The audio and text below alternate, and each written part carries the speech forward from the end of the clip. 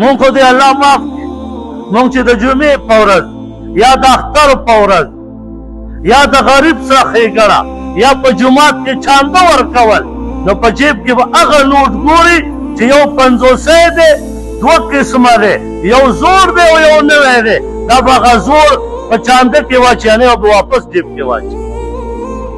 نه، ته به هغه نوی نوټ وګوره، هغه وله ورکه، 10 روپۍ ورکې، نوی پکې وګوره. والله دروغ نه وایم، داسې په چانده کې مونږ کتلي دي، والله چې لمبرې نه یې هغې په چانده کې اچولې.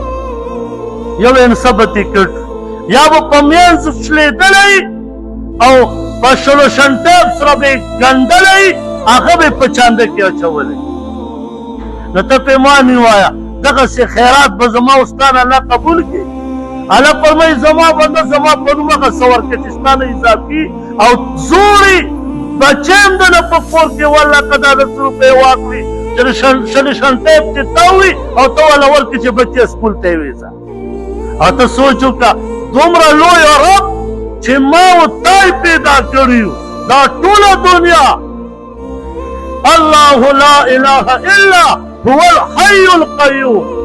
هغه ذات په نوم مونږ چې ورکو، بېکاره نوټ به ګورو، په زکات او په چانده کې به ورکو.